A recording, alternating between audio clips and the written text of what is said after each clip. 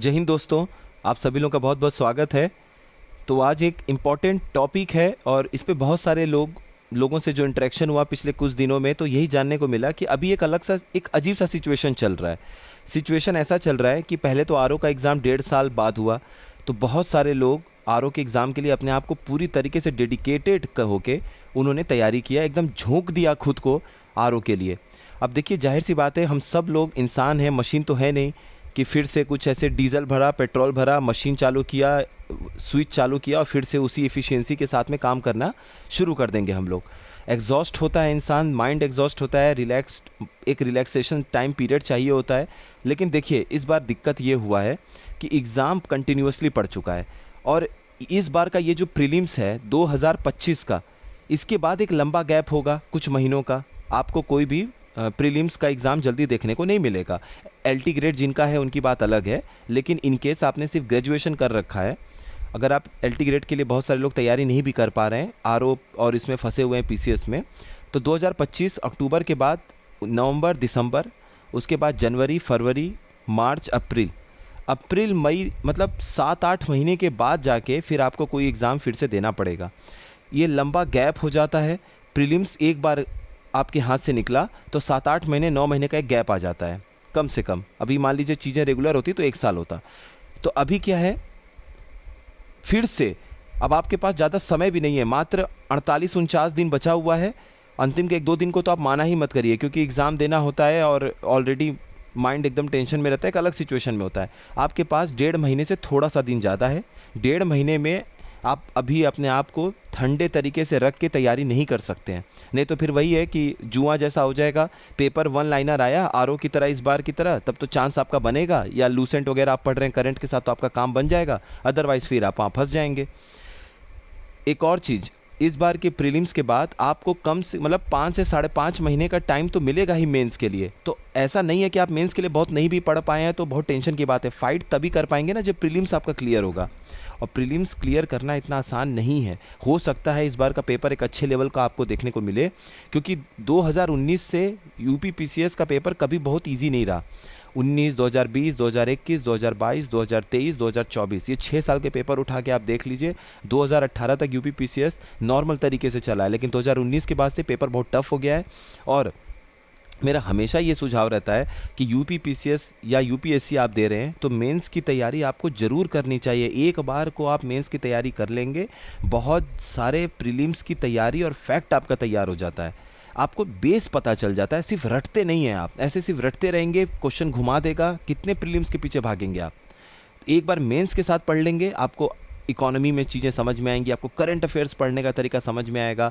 देखिए, current affairs को लेके आप लोगों के लिए वीडियो आ ही रहा है इस चैनल पर।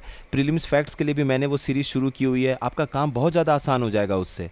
रेगुलर आप लोग फॉलो करते रहिएगा तो आपको ये समझ में आ जाएगा कि पिछले 15 साल में जो इंपॉर्टेंट फैक्ट्स पूछे गए हैं, कॉन्सेप्ट पूछे गए हैं, वहाँ से आप लोगों को चीज़ें सिर्फ टू द पॉइंट लिख के दी जा रही है। इस तरीके से बहुत कम इनिशिएटिव देखने को मिलता है, तो आप उसका फ़ायदा उठाइए। अभी भी इस समय सिचुएशन ये है कि रिज़ल्ट के लिए बहुत सारे लोग वेट कर रहे हैं। देखिए, जाहिर सी बात है, प्रैक्टिकली बात है कि कुछ हज़ार, 5-6 हज़ार जितने भी लोगों का होना है मेंस के लिए, होना है सिलेक्शन, मैक्सिमम लोगों को मायूसी मिलना है। अब उसके चक्कर में बैठे बैठे अगर 15-20 सितंबर तक आप ऐसे ही रह गए नॉर्मल पढ़ाई करते हुए, तो अंतिम के 1 महीने में तो वैसे भी कोई पढ़ाई आप ज़्यादा प्रीलिम्स के लिए नहीं कर पाएंगे, अगर आपने बहुत अच्छे से पहले से पढ़ाई कर नहीं रखी है तो। कितने भी आपने अच्छी पढ़ाई कर रखी है, प्रीलिम्स को कभी हल्के में मत लीजिए। अभी भी आपको मेंस के लिए कुछ पढ़ना है तो आप हिस्ट्री के लिए कुछ पढ़ लीजिए, ज्योग्राफी देख लीजिए, पॉलिटी देख लीजिए, वो टॉपिक देख लीजिए जो आपको लगे कि प्री मेंस दोनों में मुझे फ़ायदा होगा। नहीं तो रिस्क मत लीजिए और अब फिर से एक बार को और मेहनत कर लीजिए।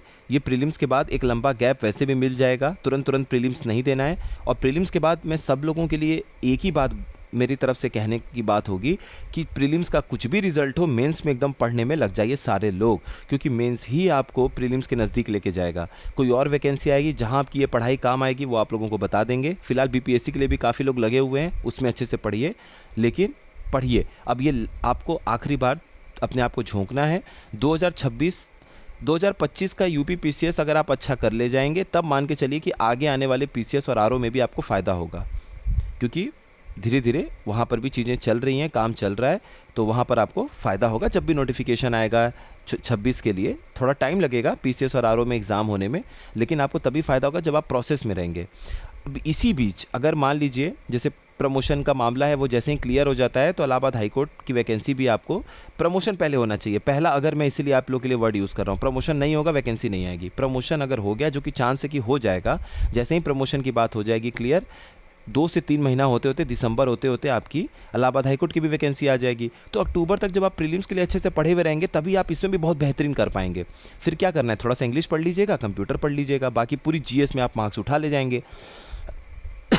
और एक और चीज़, सीसेट को एकदम सीरियसली लीजिए, बिल्कुल सीरियसली लीजिए, सीसेट को बिल्कुल हल्के में मत लीजिएगा। पेपर टफ आ जाएगा तो पता चला जीएस में तो आप लोग, पिछली बार 2024 में भी ऐसा ही हुआ, बहुत सारे ऐसे लोग थे जिनके 85 प्लस थे जीएस में, लेकिन सीसेट ही नहीं क्वालिफाई कर पाए।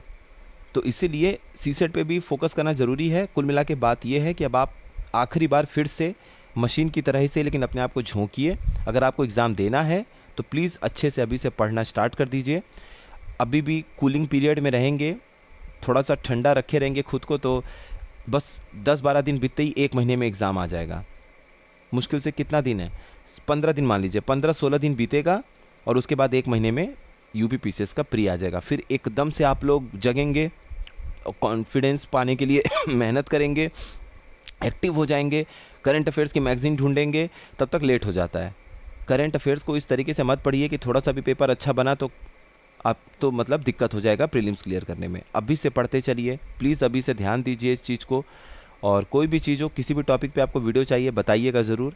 हालांकि जो ये 2 सीरीज़ चल रही है करंट अफेयर की और फैक्ट की, PYQ फैक्ट सीरीज़, इसको अच्छे से पढ़िएगा, बहुत ज़्यादा आपका काम आसान हो जाएगा। जैसे हिंदी में और बाकी चीज़ों को लेके जो भी वीडियोस आरओ के लिए बनाया गया था, बहुत अच्छा फीडबैक आया, बहुत अच्छा लगा देख के। और सारी चीज़ें फ्री में चल रही हैं आपके लिए, कोई चार्ज लिया नहीं जा रहा है, तो फ़ायदा उठाइए। और जो आपको लगे कि इस चैनल से आपको फ़ायदा मिल जा रहा है, उस जगह मेहनत मत करिए, बाकी जगह मेहनत कर लीजिए जहाँ आपको लगता है कि वहाँ आपको मेहनत करना है। तो कुल मिला के बात यही था, ज़्यादा आपका टाइम अब वेस्ट नहीं करने का मन है। आप लोग अच्छे से पढ़ाई करिए, स्टार्ट करिए। आप सभी लोगों का बहुत बहुत धन्यवाद।